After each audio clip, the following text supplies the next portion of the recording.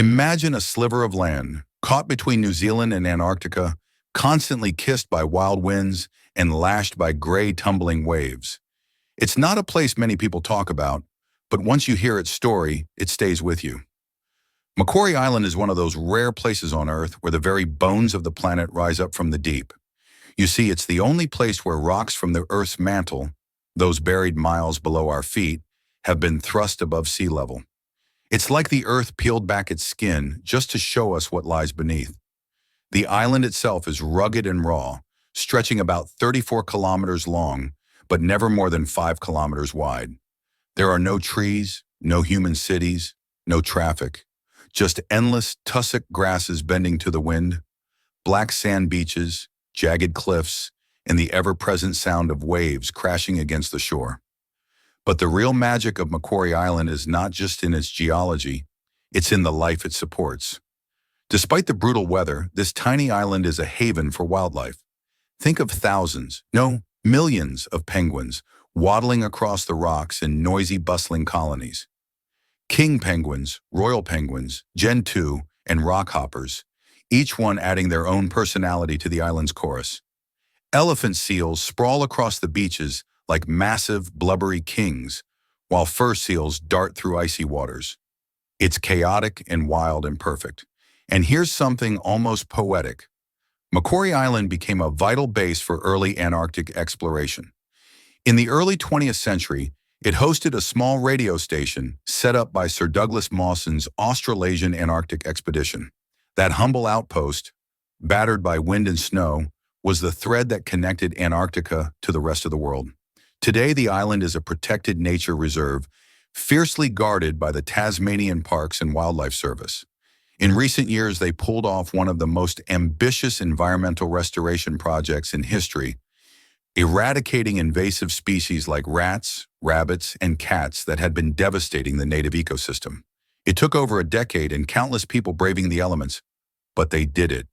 The island is healing, slowly returning to its wild self. There's something deeply humbling about Macquarie Island. It's remote, yes, so remote you might never set foot on it. But it reminds us that there are places in the world where nature still rules, where the wind writes stories across the sea cliffs, and where life, no matter how battered, finds a way to flourish. It's a place that belongs not to us, but to the earth itself. Let's talk about the weather for a moment. It's not exactly friendly. Macquarie doesn't do sunshine and still air.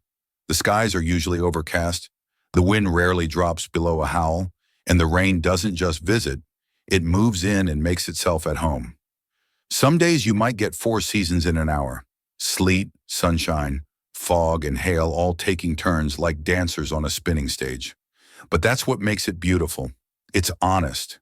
There's no filter on Macquarie Island. The island sits on the boundary where the Pacific and Australian tectonic plates meet, which is why the land itself is so geologically unique. It's like the Earth's inner thoughts have bubbled up to the surface. Dark green serpentinite rocks, pillow lavas, ancient basalt flows. If you're into geology, it's a treasure trove. Scientists come here to understand the planet's deep time history, and they leave a little bit in awe. And then there's the wildlife. My God, the life here. At the height of the breeding season, the island is bursting at the seams with creatures. Over 850,000 royal penguins crowd together in massive colonies, their orange-yellow crests bobbing above the sea of heads. King penguins in their tuxedo-like suits gather in shimmering masses, their calls echoing across the hills like some ancient chant. Elephant seals are louder than you'd expect, groaning, burping, snorting, and when the males fight, the whole beach quakes. These aren't little skirmishes. We're talking about 2-ton slabs of muscle and fat hurling themselves at each other to win over harems. The battles are brutal, primal, and strangely majestic. You'll also find albatrosses wheeling in the sky above, those long, graceful wings slicing through the wind like kites on invisible strings. They nest on the steep slopes, raising their chicks with quiet patience. And then there are the petrels, the skuas, and the sea lions, each playing a role in this cold, churning ecosystem.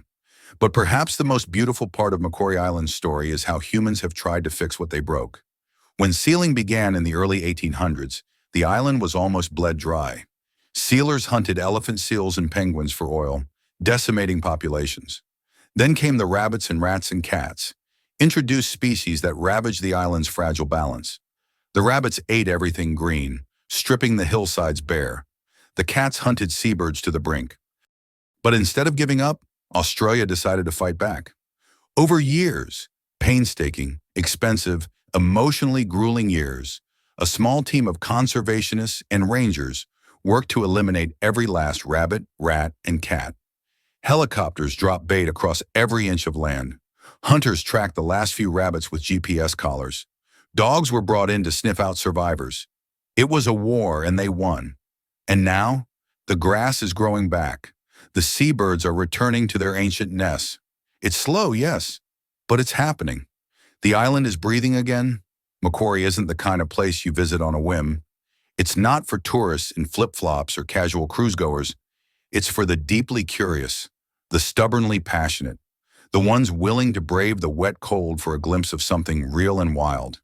If you ever do go, you'll carry it with you forever. Not because it's pretty in the usual sense, but because it strips away the noise of life and shows you something rare, something elemental. It's not just an island. It's a story still unfolding, somewhere at the end of the earth. Some places aren't meant to be tamed, only respected. Macquarie Island is one of those rare corners of the earth where nature still writes its own story, wild, untouchable, and fiercely alive. If you felt even a spark of wonder listening to this tale, imagine what else is out there, hidden, waiting to be discovered. Don't forget to like the video, subscribe to the channel, and hit the bell icon so you never miss a journey like this again. And in the comments below, tell me, if you had the chance, would you set foot on this wild, forgotten island? Thanks for watching, and until next time, stay curious.